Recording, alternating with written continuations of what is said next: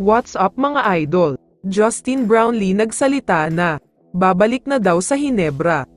Pero bago mo sana ipagpatuloy ang panonood mo, ay huwag mong kalimutan na mag-subscribe bilang suporta sa aking YouTube channel. Maraming salamat idol. Maraming mga fans ang sobrang excited na talaga sa pagbabalik ni Justin Brownlee. Ito na nga ang comeback na pinakahinihintay ng lahat, dahil sa wakas ay magbabalik na si JB para sa Hinebra. Matatapos na kasi sa January ang suspension niya. Si mismong Vadim Ito Henson na ang nagsabi at nag-announce na pwede na daw uli makabalik si Brownlee sa PBA sa susunod na buwan, dahil tatanggalin na ang lahat ng restrictions na ipinataw sa kanya. Samantala, standby mode rin daw itong si Brownlee sa magiging desisyon ng Hinebra, dahil sa ngayon ay inoobserbahan pa rin daw si Tony Bishop, kung tatapusin na nga ba nito ang conference o kailangan nang ibalik si Brownlee. Medyo hindi kasi maganda ngayon ang kartada ng Hinebra na si Bishop ang import, hindi lumalabas ang tunay na husay ng mga kakampi niya kapag nasa loob siya ng court, malayong malayo sa ginagawa ni Brownlee.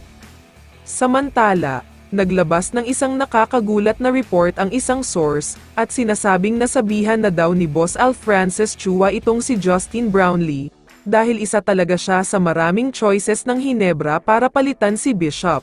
Medyo nagdadalawang isip lang ang Hinebra management dito, dahil nga alam naman natin lahat na matagal hindi nakapaglaro ng competitive basketball itong si Brownlee, kaya siguradong wala pa sa kondisyon ang katawan niya.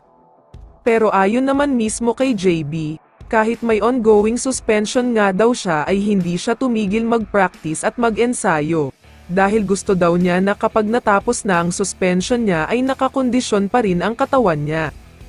Kahit kailan naman daw ay hindi siya nagpabaya dahil ayaw niyang sirain ang basketball career niya, magbabalik nga daw siya sa PBA at sa Hinebra ng mas malakas, mas mahusay at mas magaling pa. Big time PBA comeback nga ang gagawin niya. Kung ako naman ang tatanungin, sa dami ng nakareserba na plano ng Barangay Hinebra, si Justin Brownlee pa rin talaga ang best choice, maliban sa alam na niya ang galawan ng mga kakampi niya, proven and tested na rin siya.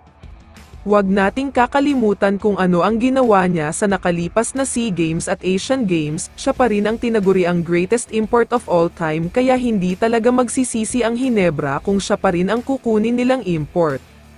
Kaya naman kung ikaw ang tatanungin idol, ano ang masasabi mo sa balitang ito? I-comment mo naman ang sagot mo sa tanong na ito. So dito na nagtatapos ang video na ito. Maraming salamat sa pagsuporta at panonood mga idol. Ingat at bye-bye.